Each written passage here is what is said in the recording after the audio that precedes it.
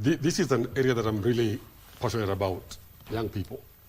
And for a long time, and kudos to the Kenyan Gen Zs, the young people have been seen as a problem in our country. They're a problem to deal with, not an investment. And we haven't really invested in our young people. And I want to recommend our president for standing in the world stage, or East Africa stage, and talking about development, while Sulu is talking about disciplining young people. He's talking about opportunities, you know. And we cannot build a strong East Africa by punishing our young people, because that's the biggest asset we have. The majority of the population in this region is young people. And if we don't invest in young people, we are really destroying our tomorrow. And so for me, I look at, and when I was here last time, I talked about the Gen Zs.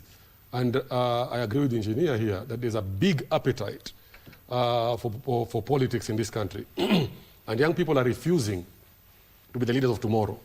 They want to be leaders now. And in Kenya, that space is opening. Yeah. In Tanzania, they want us to close that space, talking about beating. And I commend our president for not commenting, because that would have been political suicide on his side if he did that. Because the young people here in Kenya are very vocal, and they're very active, and they don't fear anyone. Like someone said to the president's face, we respect you, but we don't fear you. And to engineer's comment, you said that in Uganda, you will disappear.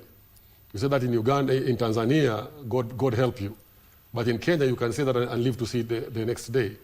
And that is a growth. And I want to talk about something about language. Language has been talked about here a lot, and language is important.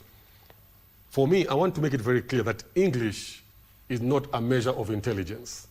English is a language. And most people forget that. English is a language. There are Chinese that are very intelligent that can't speak English. The people that build our roads here in Kenya are from China. They don't speak English. You try to speak English to them. But they're very intelligent. Unfortunately, in Kenya, we have made English to be a measure of intelligence. So you go to the rural areas and you speak to this woman that is 8 years old that can't speak English. They're extremely intelligent. You talk about politics with them, I mean, they can give you advice that you never get in a school professor, from a professor in a school. You know? So for me, this issue of Swahili and English, because again, I think it's the Wakili who said that sometimes we look down upon Tanzanians because they can't speak English. I can tell you that there are very many Kenyans here that cannot speak English as good as Tanzanians speak Swahili. You know, and that language is very impressive when you hear them. Now, coming back to young people, it's going to be very interesting. I tell young people when I meet with them, I say, you are the majority in this country. You can decide from the president to the lowest of the elected position, MCA in the smallest ward in this country, who's going to lead this country.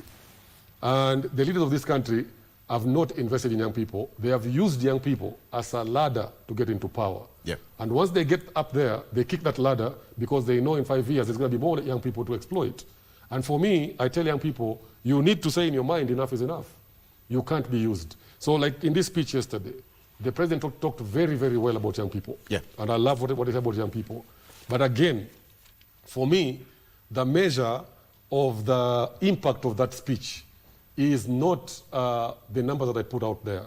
It is these young people down here. Are they feeling the impact of that 860 billion that is being talked about?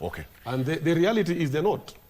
And that is why right now the anger in young people is at the peak. Because they're not enjoying these things that East Africa is offering. Let me ask this question.